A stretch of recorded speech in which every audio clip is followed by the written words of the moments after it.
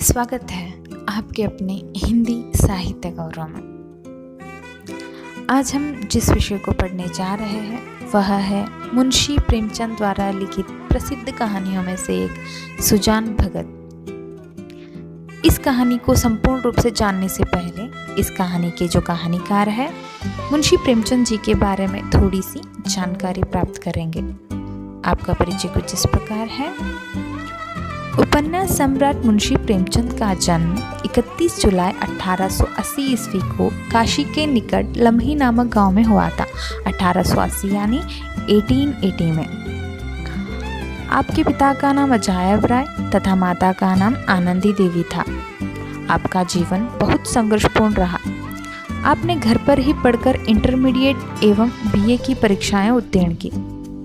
Intermediate यानी PUC.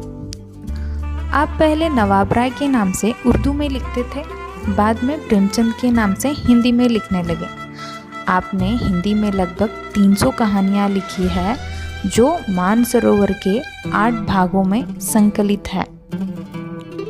आपकी कहानियाँ आदर्शोन्मुखी यथार्थवादी है। आपकी शैली में सरलता, सजीवता एवं प्रभावोत्पादकता है। मुहावरे द्वारा भाषा का प्रयोग आपकी विशेषता है। 8 अक्टूबर 1936 को आपका स्वर्गवास हुआ। आपके द्वारा लिखित कुछ कृतियां इस प्रकार है। उपन्यास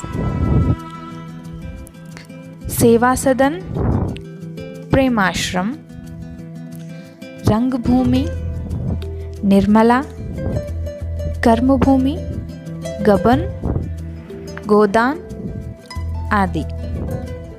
और आपके द्वारा लिखित नाटक कुछ इस प्रकार है। संग्राम, प्रेम की देवी, करबला आदि। आपके द्वारा लिखित कुछ निबंध, साहित्य का उद्देश्य, स्वराज्य के फायदे, कुछ विचार आदि। इस कहानी को संपूर्ण रूप से जानने से पहले इस कहानी का जो सारांश है वह देखेंगे। यह जो कहानी है सुजान भगत, यह एक ग्रामीण परिवार से संबंधित कहानी है।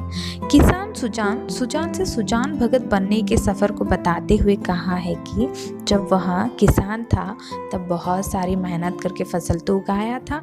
वह उस फसल से जो वह धन प्राप्त किया था उस धन से वह दान धर्म करने लगा था। जब वह दान धर्म करने लगा था तब उसके अपने ही परिवार से अपने पत्नी और पुत्र द्वारा तिरस्कृत होने लगा। यानी वह तिरस्कृत होने के बावजूद बाद में वह पहले से भी अधिक परिश्रम करके इतना फसल उगाया कि बखारी में रखने को जगह तक नहीं रह गई थी। बखारी यानी जहाँ अनाज हम रखते हैं, तो यानी गोदाम। तो वह इतना फसल उगाया और बाद में अपनी इच्छा अनुसार सभी लोगों को दान करते गया। इस तरह वह अपना खोया हुआ अधिकार फिर से प्राप्त कर लिया था। आप लोगों को यह बताने की कोशिश की गई है कि कठिन परिश्रम करने से ही मानव को धन दौलत, मान मर्यादा आदि प्राप्त होती है। यही संदेश विद्यार्थियों को देने हेतु इस कहानी का चयन किया गया है यानी लिखा गया है। आप लोगों को यह सारांश समझ में आया होगा। तो हम कल क्या करेंगे, एक एक भाग करके इस कहानी को संपूर्ण रूप से पढ़ेंगे।